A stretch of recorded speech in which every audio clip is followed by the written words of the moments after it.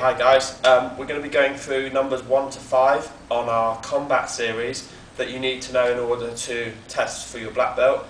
With the self-defense, remember that even though getting a belt is nice, knowing how to protect yourself should, be paramount for you regardless of your journey in the martial arts. So we're going to be going through our standard 1 to 5 combats. We're wearing just plain clothes for this, really just to show the point that in real life you're not going to be wearing a martial arts uniform and a belt. You'll be wearing a t-shirt and regular jeans. Okay, so we're going to go through 1 to 5.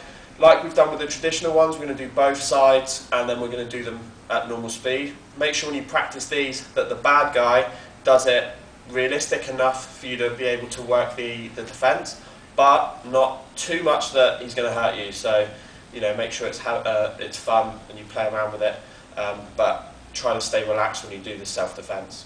Okay? So, we're going to start with number 1. So number 1, he's going to throw like a haymaker from maybe a slight distance back. Okay? He's going to throw a haymaker punch towards your face. As he does, I'm going to step in and check with my left arm. I'm going to hit him with my right. I'm going to wrap and trap here if you can to stretch out his elbow. From here I'm going to strike again, punch. There's obviously many ways you can strike after that, but this is for the test. You're going to bring right hand around and snake underneath his neck for a guillotine style choke, and then you can hold the back and you can come in with a knee, maybe another knee to the body. Okay? So you can go the other side. By closing the distance, that is what's going to stop you from getting hit. Okay? So he comes in, 1, punch, and wrap to here, punch again, and then trap, holding onto the neck. Here, make sure you hold this elbow if you need to stop them pulling it out. Okay? Hold it here, throw a knee strike. Okay? You've obviously got other things that you can do like takedowns, but for now, that's number 1. Okay? Number 2 is a wrist grab, standard wrist grab for now. So his right arm is going to grab my left. Okay, I'm going to twist so that my wider part of my arm turns and then my thinner part pulls out. Okay, I'm going to turn, grab my fist, I'm going to shoot my arm out over this angle 45 degrees from here. 1. As I naturally spin back, I'm going to throw a punch to the chin, and then just for added measure, we're going to throw a hook punch. Boom. And then an uppercut into the body, into the face, okay? So switch. You're already going through these in class, remember this is just recap. He grabs, the minute he grabs, tighten your fist. You can use your other hand if they're extra big, or just twist and pull. 1, punch, hook, and an uppercut, okay? Number 3, shoulder grab. Good. The shoulder grab can be on the shoulder, could be on the chest, grabbing your clothing, yeah, good. Or it could be around the neck, okay. For now, I'm just going to sort of do this area, okay. I'm going to bring my right arm over and grab on the palm of his right. So I'm going to come over, here, 1. My left arm is going to push on the elbow, and I'm going to step back with my right leg, pulling to here. Keep pressure on that elbow, keep pressure on the wrist if you need to, okay. If they're struggling, then just keep them in tight and control them here. You're going to break at the elbow. So you're going to smash, 1, bring the hand in on the other side and lift him up. And then if you can, tuck it in. 1, you can hold again like we did in number 1 if you need to. And then elbow in, boom, to here, okay? So number 3, remember with all of these, don't start ready position. This is not traditional. Try to start with your hands up in like a, leave me alone, I'm not challenging you kind of way, but the hands are there just in case. So I'm here, he grabs me, 1, fingers are coming underneath here, 1, this way. You can pin slightly, elbow, and then spin around here. Keep this pressure on the wrist, on the elbow, break, pick him up, tuck, an elbow strike. Number 4 is a bear hug to the front. Out of panic, he just comes in and clinches around your body, but your arms are free on this occasion. Here, he starts holding on to you. We're going to lean back and with our hands cupped at the ears, okay, to create like a really extreme ringing sound in his ears. For some people, that will be enough to make them let go. Others, it's going to loosen the grip. Put your thumbs in their eyes. In practice, just on the eyelids or on the eyebrows will be fine. Boom. Now with your left hand, push him away.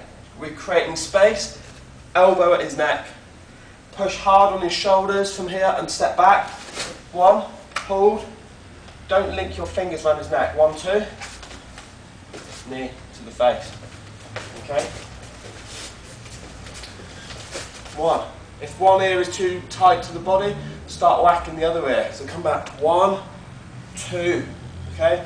Driving him right back. Turn. Elbow. If he's still holding on, okay, then extra push on the shoulders. 1, 2.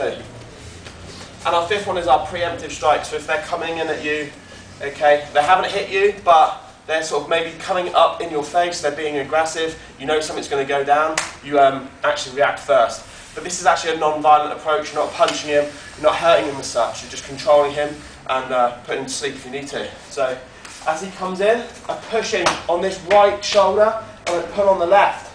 I spin him into my elbow. So turn this way so you can see, spin him in here. The deeper you get this elbow round, the better. Okay? My elbow is in line with his chin. My right arm grabs my bicep. My left one on the back of his head.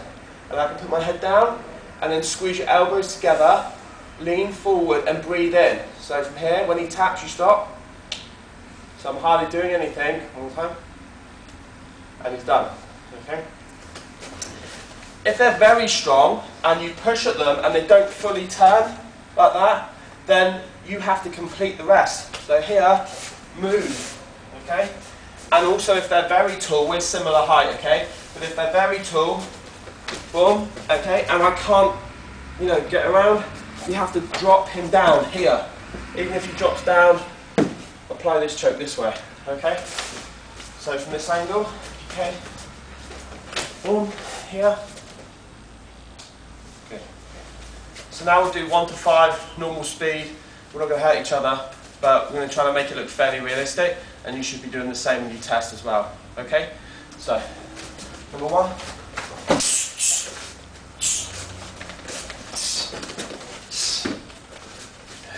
Number 2.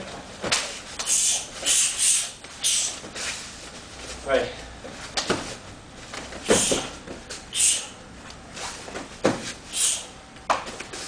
Number 4.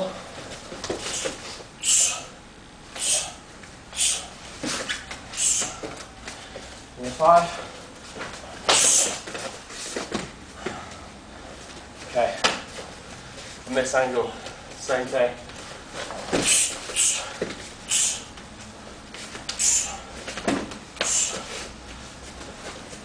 2. Number 3.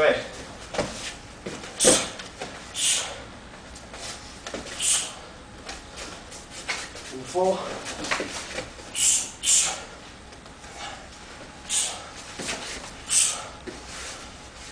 And same again for 5.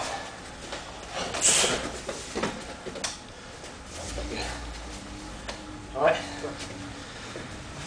So, that's number 1 through to 5. Drill them realistically.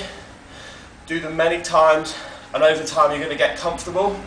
That will improve your confidence. So, should an attack come from outside, you'll learn to react, okay? The only way this is going to happen is you build these reflexes by doing this regularly. Even after you pass a belt, you learn on new things. Keep reviewing what you're doing. I have to do that regularly, and so does this guy here, because you know, we want to be able to protect ourselves eventually. We don't want to be able to wear a black belt but have no idea of how to defend ourselves. So, well done. Thank you guys.